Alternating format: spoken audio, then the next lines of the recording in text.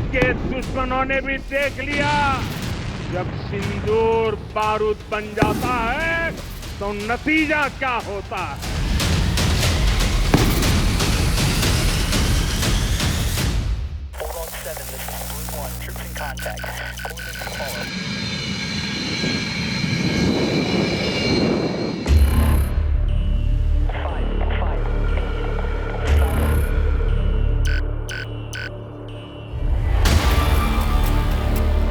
(2:30 a.m.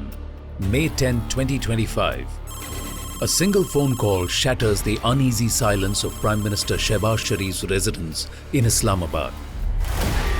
The army chief is on the line, his voice uncharacteristically grim. Janab, Chaklala has been hit.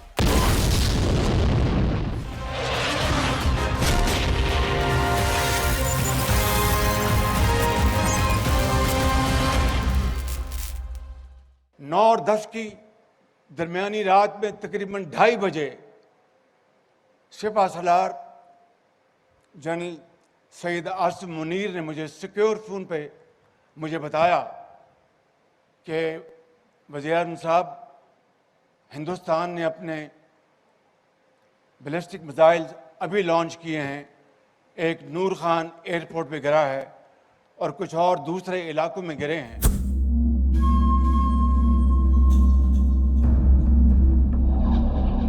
Noor Khan Air Base,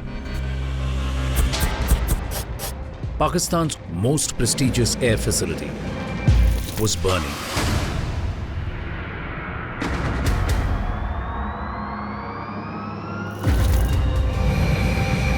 Not just a symbolic strike,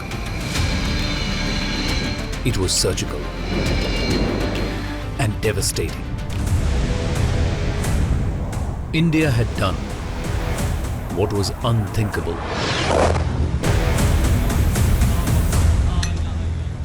You know, it was building up. After the atrocity on 22nd April in Pahalgam, I think like everybody else, I was also sure that there will be an Indian reaction. But the symbolic nature of hitting Noor Khan, and the second was Sargodha, while others are tactical operational bases, but these two are strategic bases, right? In terms of proximity to Rawalpindi, that the bases have been struck with such precision and such across Pakistan in terms of numbers, in terms of geographical spread, and in terms of strategic importance of some of the bases. That is what was, game-changing.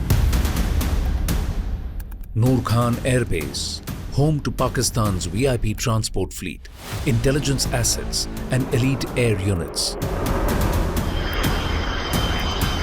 For decades, this installation stood untouched, sheltered behind the red lines of nuclear deterrence.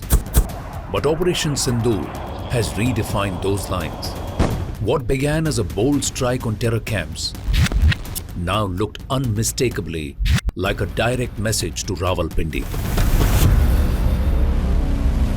Let me put this into perspective. For us, experienced anchors who have covered conflicts, this was uncharted territory. This was territory that really rewrote nuclear doctrine or the engagement between nuclear powers. It was rewritten because a message had been sent to a state sponsoring terror, a nuclear tipped state, that we are not going to be held to by your nuclear blackmail. We were witnessing history as we were covering one of the biggest stories in a decade. Now, while speaking to a host of experts, it was becoming very clear to us, apparent, that India had pummeled Pakistan into submission. It certainly caught the world by surprise, and they will have to take notice because it's been demonstrated on the ground that any act of terror will be treated as almost like an act of war, and that will be retaliated to. So this is now the new normal. And West needs to particularly see this because they've been arming Pakistan and now China is arming them. So the world needs to take notice. If they are serious about terrorism, they need to take notice of epicenter of terrorism and take their action strongly. even the mightiest military in the world, when it has to carry out strike at 11 disparate, geographically separated areas, and thereafter carry out a hit which succeeds, has never happened before. As the night of May 9th faded into the early hours of May 10th, something extraordinary happened. Something no military strategist in Islamabad had prepared for. Indian air power, relentless and unyielding, descended again. I think when the strikes went on to the 11 airfields at the same time, that was one time their entire political military structure would have actually crumbled. They tried their best. The lack of damage on our side is ample proof that how strong our air defense was, how well we were integrated in our overall capability to defend.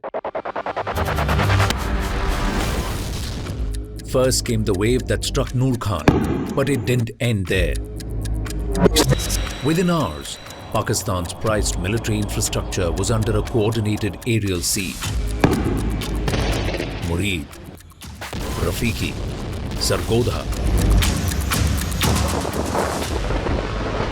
Bases that hadn't seen combat since 1971 were now being pounded with precision munitions. The unspoken pact that air bases were sacrosanct was now rubber.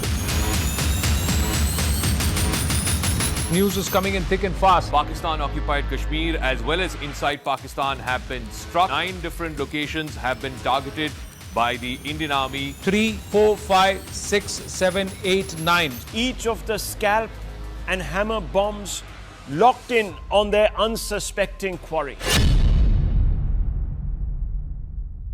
We have targeted the length and breadth of the adversary.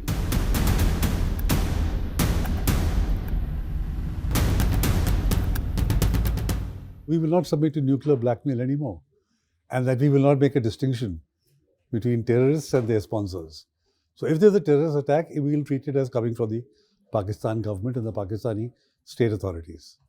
So these are all new doctrinal elements, the Indian policy, which the world has to get up and take notice and accept, because we have demonstrated it on the ground.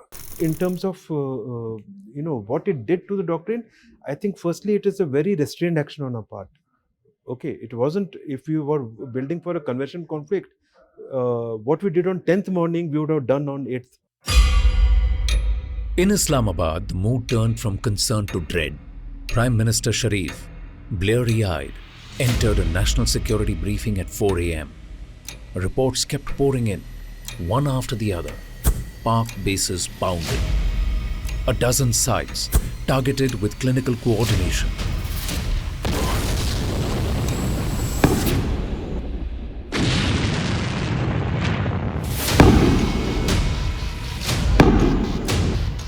For the first time since the 1971 war, Pakistan's air capabilities exposed hollow. The army chief admitted what the intelligence couldn't hide. This was no limited skirmish. It was a campaign of dominance. Pakistan's airspace was no longer a shield. There was no denying that Bharat had humiliated the Pakistani forces.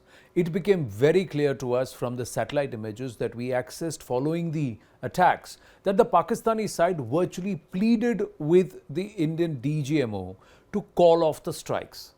General Asim Munir's gambit had failed.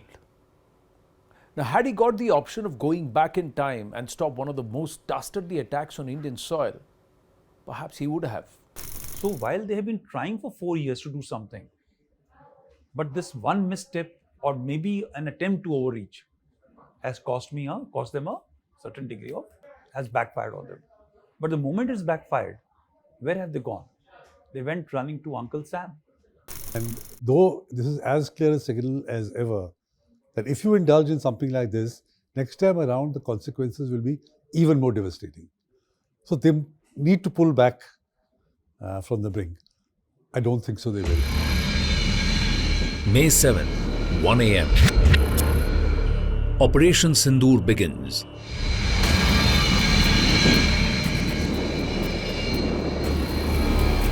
Indian jets evading radar, navigating valleys and hostile airspace. 9 terror hubs deep inside Pakistan. Bahawalpur, Muridke, Muzaffarabad, Bhimbar, Gulpur, Sialkot, Chakamru, Kotli and Bagh are surgically targeted. The objective is to dismantle the infrastructure of cross-border terrorism with ruthless precision. So for 2 weeks after the Pahalgam attacks, we were kind of anticipating this moment. We had fielded contingency teams. These were our first responders who were going to respond to the breaking news in case something happened overnight. But what followed was unimaginable. I mean, for all the talk about the proof that opposition was asking for after the Balakot strikes, for example, this particular attack left absolutely no room of doubt. Within minutes, and I still clearly, vividly remember this, the first visuals that we got of that stunning strike was from Bahawalpur, which was the headquarters of the Jaish-e-Mohammed. It sort of broke the back of this terror group. Those, to my mind, were really the defining images of that night.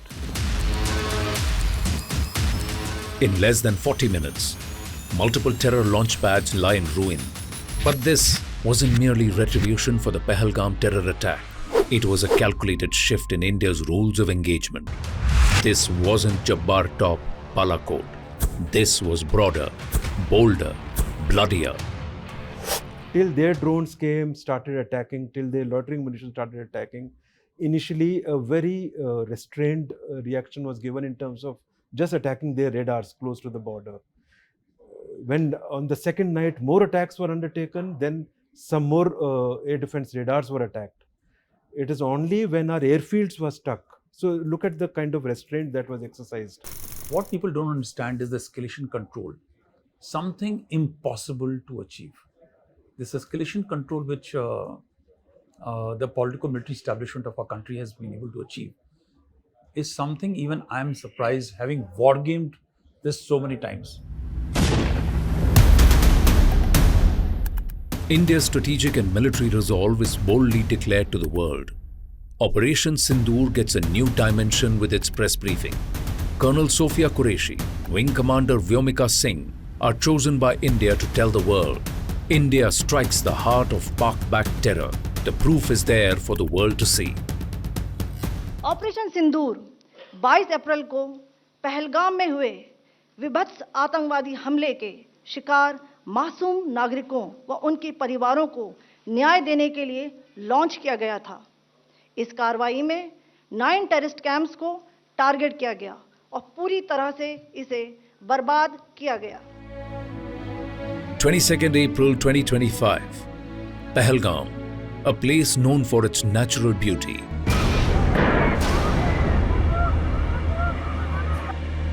became a graveyard of innocence.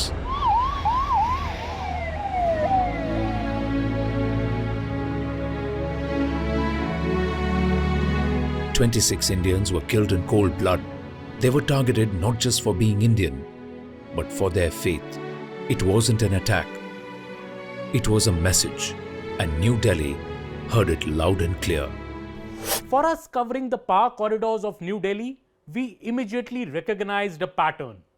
This attack came right in the middle of American Vice President J.D. Vance's visit to India. There have been other attacks when American dignitaries visited India, but this was something we hadn't imagined. Knowing how this Indian government always responds to crisis, we knew that Prime Minister Narendra Modi was already planning his next moves from Jeddah, where he was on a state visit. We soon learned that the Prime Minister was cutting short his foreign visit and rushing back to India. Prime Minister Narendra Modi cut short his visit, returned to India from Saudi Arabia within hours.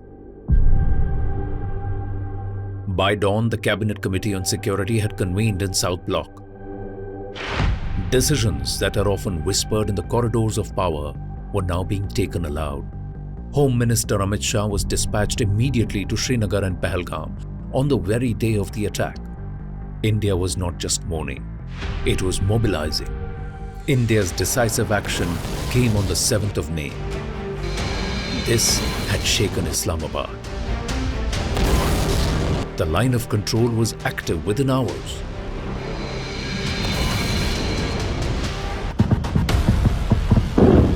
One such house in Uri where you can see the window has come out, the glass panels are shattered. But look at this, shrapnels from the artillery shell landed here and then caused all of the destruction of this house. This entire structure here has completely gotten demolished because of the massive ceasefire violation. May 8th, late evening. Pakistan retaliates with drone and missile strikes, targeting 14 Indian military sites. All attacks are neutralized. The integrated defense grid and S-400 systems lock onto threats with chilling efficiency. India's Tri-Services Chiefs leading India's defense measures from the Special Control Room. A novel air defense system serving as India's very own Iron Dome.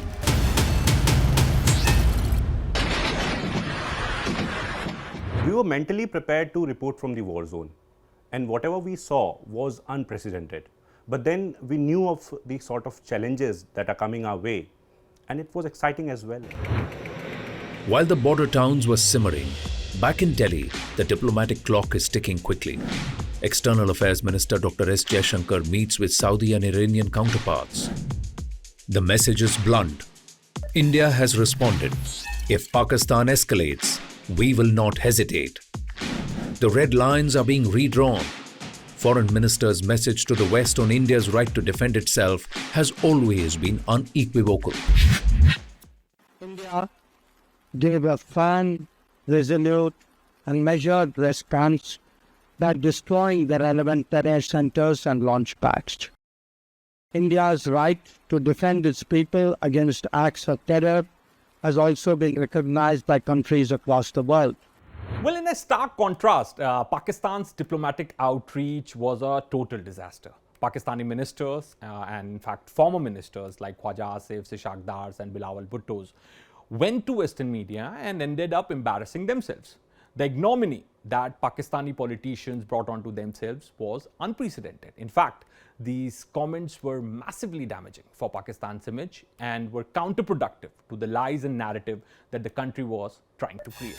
You do admit, sir, that Pakistan has had a long history of backing and supporting and training and funding these terrorist organizations.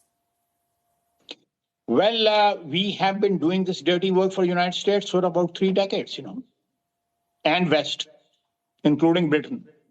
As far as what the defense minister said, I don't think that it's a secret that Pakistan has a past as far as extremist groups are concerned. Let's start with this very specific allegation of 5 fighter jets shot down. Where's the evidence for that, sir? It's all over the social media, on Indian social media, not on our social media. The debris of these jets fell into Indian occupied Kashmir. Pakistan's attacks continue on the 9th of May.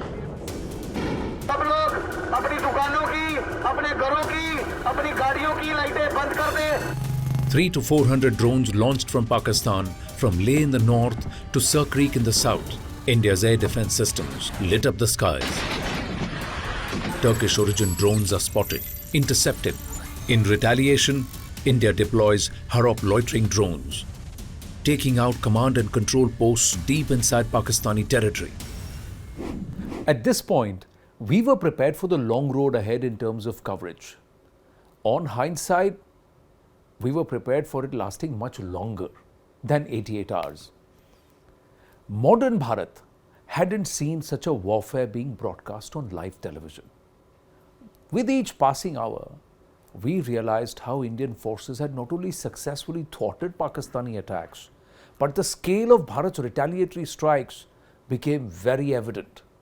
It was only a matter of time before the Pakistanis threw in the towel.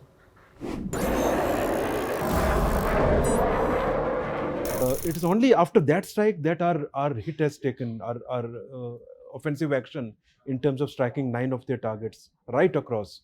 including Sargodha, including Chaklala, including Jacobabad, Bolari, all important targets.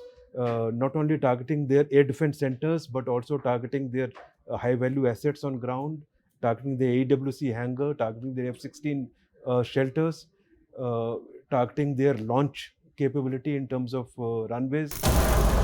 10th of May, 3 a.m. The gloves are truly off.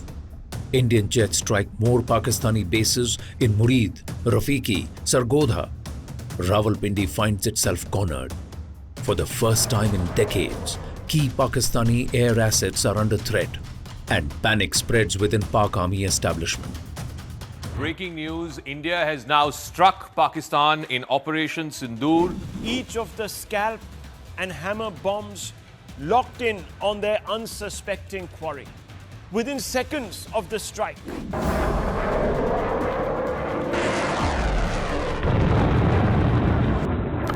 But what pushed Pakistan to the edge was a precision strike, we all believe, on Sargodha Air Base, which is close to the Kirana Hills, Pakistan's nuclear storage facility.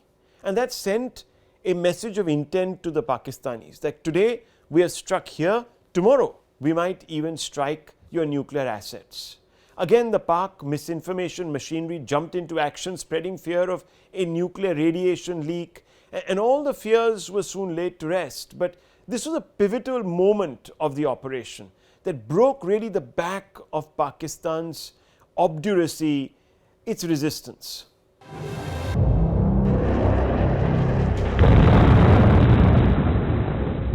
The Sargodha thing which happened is, look at the layers. You had the Chinese layer to observe. You had all the private satellites, imageries, number of international systems giving feed to the enemy. You had, I think, the assets which were somewhere in Sargodha had certain degree of American assets also to forewarn. First phone call between India and Pakistan, the DGMOs are talking. Now, just break this down for us. DGMOs talking, what does this mean?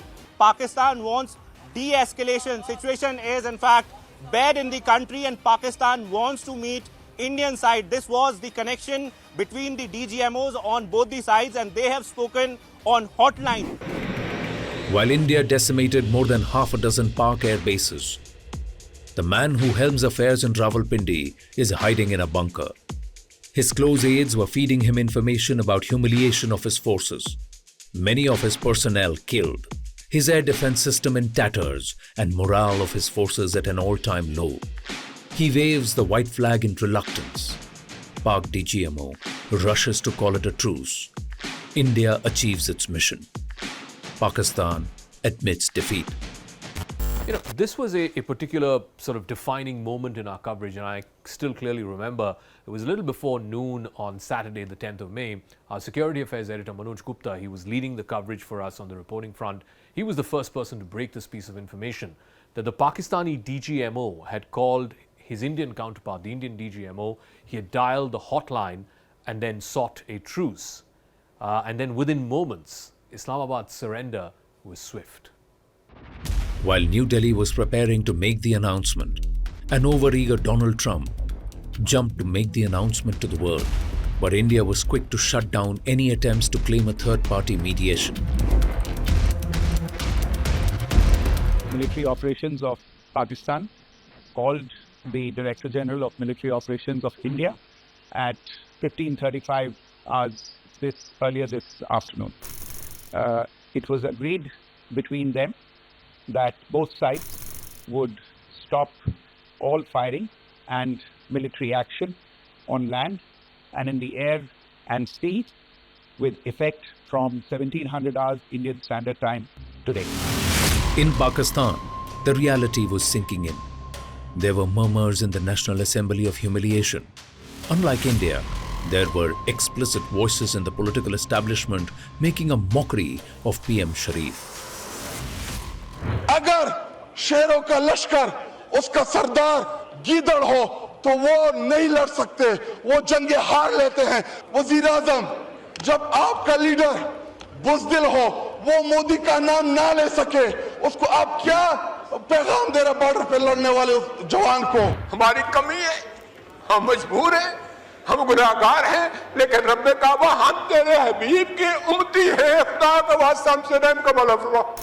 This is largely an air battle, if you can call it that. So if they think they have done well, then the person who should have been promoted is the chief of the air staff. He should have been promoted as Marshal of the Air Force. What did Asim Munir do? He presided over a defeat. And then being appointed as Field Marshal was basically to cover the loss, the decisive military loss that Pakistan suffered, is to cover up for the domestic audience. Operation Sindoor, clearly exposing Pakistan's misinformation. India relies on satellite images and recovery of ammunition. General Munir's colleagues clutch at straws. Global experts clearly calling it a victory for India. Bharat माता की Operation Sindoor was partially successful in regards of destroying the terror infrastructure, but highly successful in regards of significantly weakening Pakistan to the degree where it became unable to defend itself from conventional strikes of the Indian armed forces, and had no ability to strike back upon India, and had no other option but to sue for ceasefire. The main takeaway from the operation has been Bharat's commitment to advancing homegrown defense innovation. Akash Tir, Bharat's indigenously developed air defense system, stands as a symbol of self-reliance and exceptional aerial security.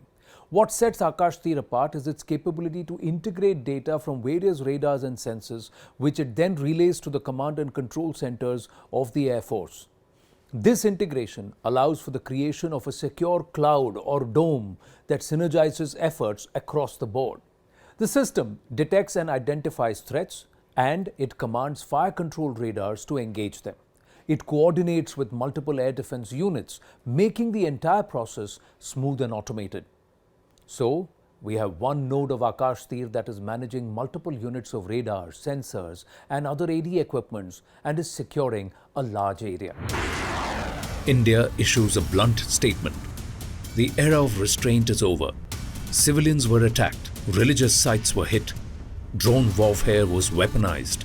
India declares new norm in its military retaliatory action. Operation Sindoor ने आतंक के खिलाफ लड़ाई में एक नई लकीर खींच दी है, एक नया पैमाना, न्यू नॉर्मल तय कर दिया है। पहला, भारत पर आतंकी हमला हुआ तो मुंह तोड़ जवाब दिया जाएगा। दूसरा, कोई भी न्यूक्लियर ब्लैकमेल भारत नहीं सहेगा। तीसरा, हम आतंक की सरपरस्त सरकार और आतंक के आकाओं को अलग अलग नहीं देखेंगे। Operation Sindoor right now is just being paused. But its action lasted 88 hours. Its consequences will ripple for decades. India has changed the equation. Precision strikes, rapid escalation, firm diplomacy. Pakistan's deniability has been shattered, and the region has entered a new chapter where terror will no longer go unanswered, and the cost of provocation will be paid more than in kind. आज देश निराशा के अंधकार से निकलकर विश्वास के उजाले में तिरंगा फहरा रहा है। 22 तारीख के हमले के जवाब में हमने 22 मिनट में आतंकियों के 9 सबसे बड़े ठिकाने तबाह कर दिए। दुनिया ने और देश के दुश्मनों ने भी देख लिया, जब सिंदूर बारूद बन जाता है तो नतीजा क्या होता है।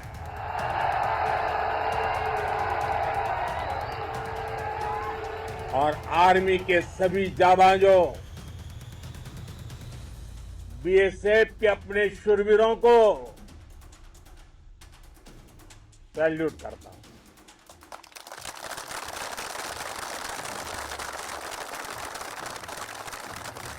आपके पराक्रम की वजह से